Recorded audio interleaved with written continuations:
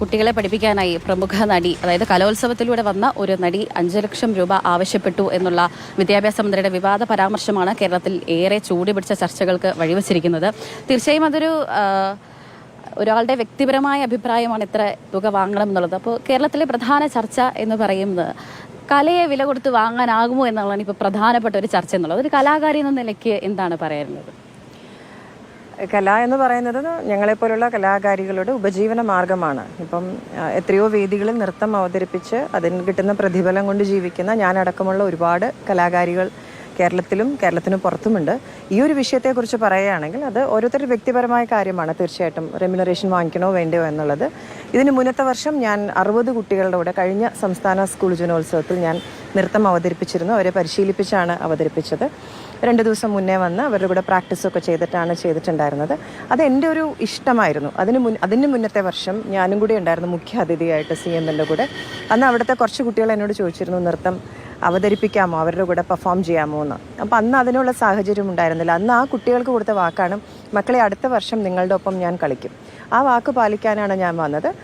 വളരെ സന്തോഷത്തോടുകൂടിയും വളരെ അഭിമാനത്തോടു കൂടിയാണ് ഞാൻ ആ ക്ഷണം പിന്നീട് അവർ 2ാമത്തെ വർഷം ഗവൺമെൻറ് വിളിച്ചപ്പോൾ ഞാൻ സ്വീകരിച്ചത്. എൻ്റെ കയ്യിൽ നിന്ന് പണം ടിക്കറ്റ് എടുത്ത് ദുബായിൽ നിന്ന് വന്നാണ് ഞാൻ കുട്ടികളുടെ കളിച്ചത്. അത് ഞാൻ ഒരു പ്രതിഫലവും പ്രതീക്ഷിച്ചല്ല ചെയ്തത്. സംസ്ഥാന സ്കൂൾ ജനോത്സവം എന്ന് പറഞ്ഞ എല്ലാ കുട്ടികളുടെയും എല്ലാ കലാകാരികളുടെയും കലാകാരന്മാരുടെയൊക്കെ ഒരു സ്വപ്നവേദിയാണ്. നമ്മളിങ്ങനെ അത്ഭുതത്തോടെ നോക്കി നിന്നിട്ടുള്ളതാണ്. നമ്മുടെ പുതിയ തലമുറ വളർന്നു വരുന്ന വേദിയാണ്. അവർക്കൊപ്പം ചിലങ്ക കെട്ടുമ്പോൾ നമ്മളും അവരെ ആ തലമുറയിലേക്ക് എത്തിപ്പെടുന്നു എന്നുള്ള ഒരു സന്തോഷത്തിലാണ് ഞാനത് ചെയ്തിട്ടുണ്ടായിരുന്നത്. പിന്നെ ഞാനൊരു നർത്തകി മാത്രമല്ല, നൃത്ത അധ്യാപിക കൂടിയാണ്. അപ്പോൾ ഞാൻ വളരെ സന്തോഷത്തോടു കൂടിയാണ് ചെയ്തത്. പിന്നെ അത് ശരിയോ തെറ്റോ എന്നുള്ളത് വ്യക്തിപരമായിട്ടുള്ള കാര്യമാണ്. ഗവൺമെൻറ്റിൻ്റെ ഒരുപാട് പ്രോഗ്രാംസ് ഞാൻ പെർഫോം ചെയ്യാറുണ്ട്. ഇത് മാത്രമല്ല കേട്ടോ, ഗവൺമെൻറ്റിൻ്റെ ഒരുപാട്, അതായത് ലോക കേരള സഭയടക്കം ഒരുപാട് പ്രോഗ്രാംസ് നമ്മൾ ചെയ്യാറുണ്ട്. അതിനെല്ലാം കൃത്യമായിട്ടുള്ള റെമ്യൂണറേഷൻ തന്നുകൊണ്ട് തന്നെയാണ് നമ്മൾ പ്രോഗ്രാം ചെയ്യാറ്. അത് നമ്മുടെ തൊഴിലാണ്. അതിന് നമ്മൾ വേതനം വാങ്ങിക്കുന്നതിൽ തെറ്റില്ല. പക്ഷേ ഇത് കുട്ടികളുടെ കൂടെ ആവുമ്പോൾ അത് വേണ്ട എന്ന് തീരുമാനിച്ചത് എൻ്റെ വ്യക്തിപരമായ തീരുമാനമാണ്. മറ്റൊരാൾ അത് ചെയ്യണം എന്ന് ഞാൻ അഭിപ്രായം പറയാൻ എനിക്ക് സാധിക്കില്ല. എൻ്റേത് വ്യക്തിപരമായ തീരുമാനമായിരുന്നു. ഞാൻ വാങ്ങിക്കുന്നില്ല, ഞാൻ കുട്ടികളുടെ ഒപ്പം നൃത്തം ചെയ്യുമെന്നുള്ളത്.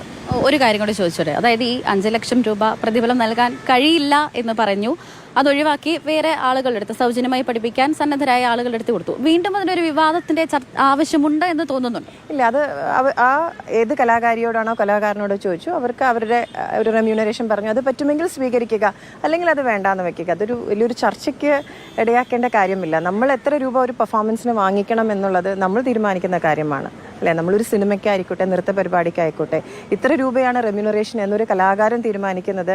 ആ ഒരു എന്താണ് നമ്മളുടെ റെമ്യൂണറേഷൻ എന്ന് തീരുമാനിക്കുന്നതിനുള്ള അവകാശം തീർച്ചയായിട്ടും കലാകാരന്മാർക്കുണ്ട്.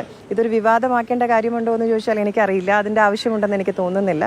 ഞാൻ വാങ്ങിച്ചില്ല എന്നുള്ളത് എൻ്റെ വ്യക്തിപരമായ തീരുമാനമാണ്. അവരെന്നോട് ചോദിച്ചിരുന്നു എന്തെങ്കിലും ഡിമാൻഡ്സ് ഉണ്ടോ ഗവൺമെൻറ്. എനിക്ക് ഒരു ഡിമാൻഡും ഇല്ല. അവർ വിളിച്ചപ്പോൾ സന്തോഷത്തോടെ വന്ന് ഞാൻ ചെയ്യുമായിരുന്നു. ഒരു ഷൂട്ടിനിടയ്ക്കാണ് നടിയും നർത്തകിയുമായ ആശാ ശരത്ത് നമ്മളോട് പ്രതികരിച്ചത്. അതായത് ഒരാളുടെ വ്യക്തിപരമായ കാര്യമാണ് എത്ര പ്രതിഫലം വാങ്ങണോ അതോ സൗജന്യമായി തന്നെ ഇത്തരം നൃത്താവിഷ്കാരങ്ങൾ പഠിപ്പിക്കണമോ എന്നുള്ളത്. അതുതന്നെയാണ് ആശാ ശരത്തും പറഞ്ഞു വെക്കുന്നത്.